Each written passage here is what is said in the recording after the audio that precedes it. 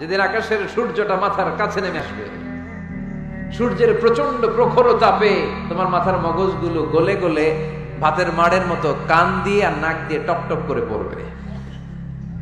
তৃষ্ণায় ক্ষুধায় পেরেশানিতে জিব্বাটা বের হয়ে কুকুরের মতো নাভি স্থল পর্যন্ত ঝুলতে থাকবে। পীর সাহেব মুরিদরে চিনবে না, মুরিদ পীর সাহেবরে চিনবে না, দলের নেতা কর্মী চিনবে না, দলের কর্মী নেতা চিনবে না, মা তার মেয়েকে চিনবে না, বাবা তার ছেলেকে চিনবে না, বন্ধু তার বন্ধুকে চিনবে না। ওই কঠিন দিন আমি তোমার এই দোয়ার বদৌলতে বাঁচায় দেব। আল্লাহু আকবার। এজন্য আল্লাহ বলেন, আমার কাছে চাও, চাওয়ার মতো চাইলে আমি সব দিয়ে দিতে পারি। কেউ ফিরে না খালি হাতে, কেউ ফিরে না খালি হাতে, আল্লাহরে তোর দরবারেতে। সবাই পড়েন, কেউ ফিরে না। এই কথাটা 100% ঠিক না? তিনটা সিস্টেমে কেউ খালি হাতে ফিরছে? প্রথমে সাথে সাথে দিলেন, এরপরে দেরি করে দিলেন, তারপরেরটা তিনি রেখে দিলেন। সুবহানাল্লাহ বলেন। এজন্য এখন থেকে বেশি বেশি কি করব? কি করবেন? কার কাছে চাইবেন? কবুল করবে উনি? বিশ্বাস হয়?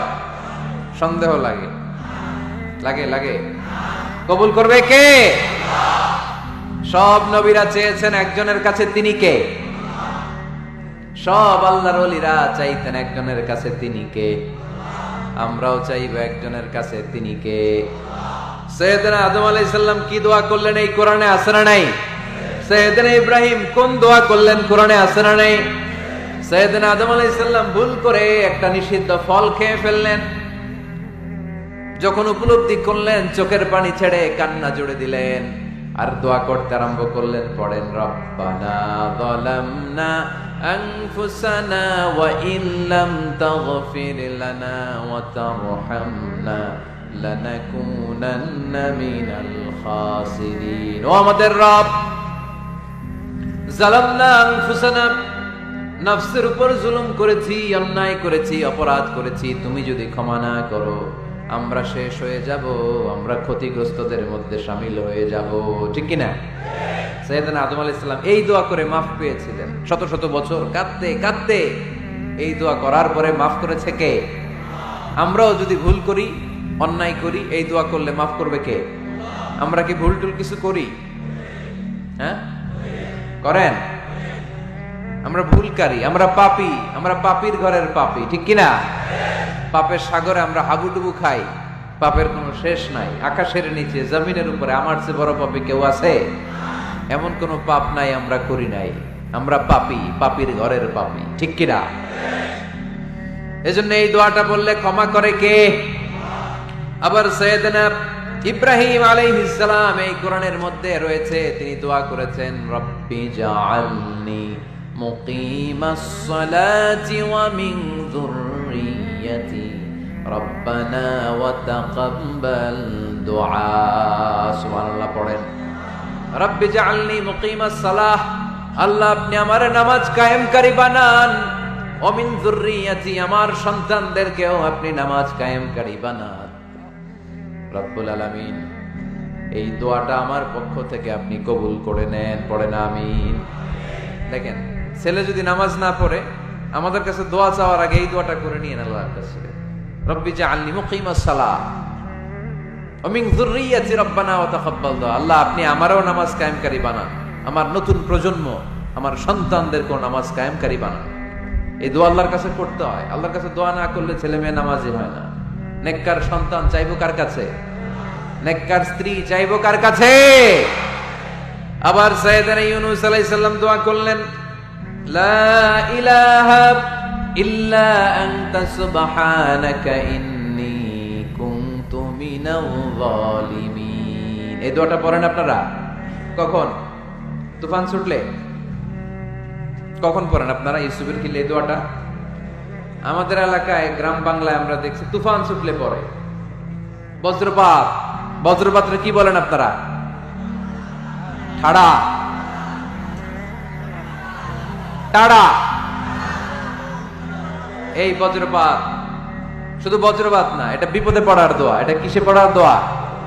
রাস্তায় বিপদে পড়েছেন এই দোয়া পড়েন, অফিসে বিপদে পড়েছেন এই দোয়া পড়েন, ঘরের ভেতরে বিপদে পড়েছেন এই দোয়া পড়েন। মাছের পেট থেকে এই দোয়া পড়ার কারণে সাইয়েদনা ইউনুস আলাইহিস সালামকে বিপদ থেকে রক্ষা করেছে কে? এটা মুসিবতে পড়ার দোয়া। মুসিবতে পড়লেই আমরা এই দোয়া পড়বো, মনে থাকবে? 1971 সালে পাক হানাদার বাহিনী, আমরা তো দেখি নাই, শুনেছি, কালেমা জিজ্ঞেস করতো সবাইকে। শুনছেন এই ঘটনা? বলতো কালেমা বল, যদি বলতে পারতো ছেড়ে দিত।